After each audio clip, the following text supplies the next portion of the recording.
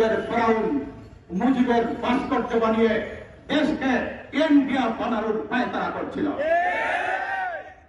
কিন্তু আমরা নিরুপায় ছিলাম, প্রতিবাদ করতে পারিনি। বিগত বছরের 5ই আগস্ট জাতির স্বাধীনতা পেয়েছে।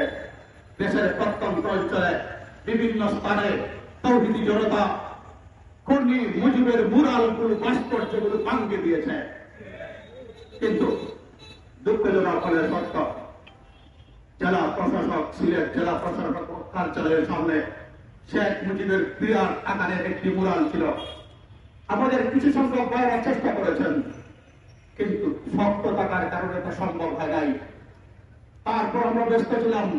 কিছুদিন পর আমরা লক্ষ্য করলাম সিলেটের জেলা প্রশাসক খনি মুজিবের সেই মুরালকে কাপড় দ্বারা ডেকে নিরাপদ হেফাজতে রেখেছেন।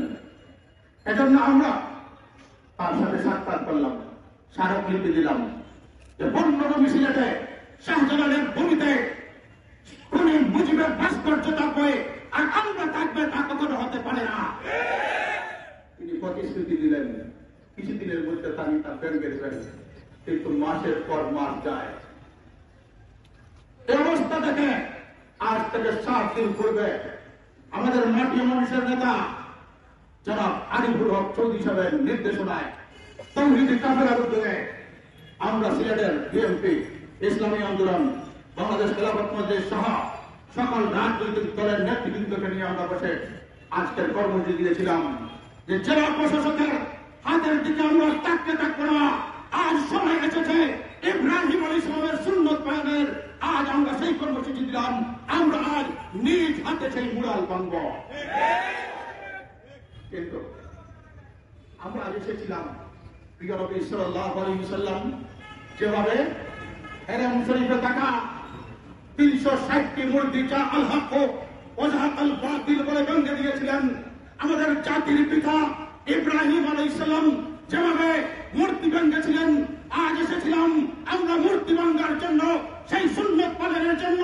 কিন্তু জেলা প্রশাসক সাহেব আমাদেরকে সেই সুযোগ দিলেন না। গত রাতের আধারে তিনি তা ভাঙতে বাধ্য হয়েছেন।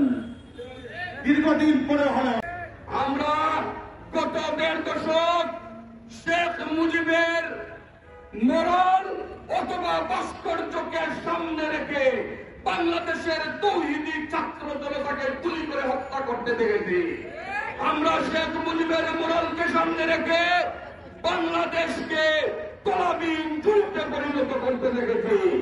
আমরা শেখ মুজিবের মোরালকে সামনে রেখে পবিত্র জুমাবারে আমাদের সম্মানিত ইমাম সাহেবদের খুতবা কিভাবে হবে সেটির দিক নির্দেশনা তাদেরকে দিতে দেখেছি।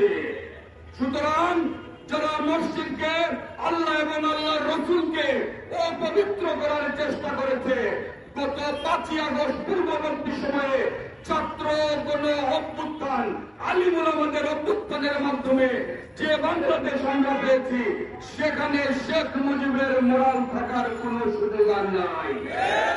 আমরা দেখেছি 5ই আগস্ট পূর্ববর্তী সময়ে একজন সম্মানিত আলিম ভাই, যিনি পেশায় একজন ডাক্তার, শুধুমাত্র তার দাড়ি এবং টুপি থাকার কারণে মাদ্রাসায় তার ভাইকে আনতে গিয়েছিল, পুলিশ লাঠি দিয়ে বুটের আঘাতে তাকে রাস্তায় ফেলে দিয়ে বুক যাত্রা করে তাকে নিহত করেছে। আপনারা কি জানেন সেই সমস্ত ঘটনা? আজকে আমরাও লক্ষ্য করছি।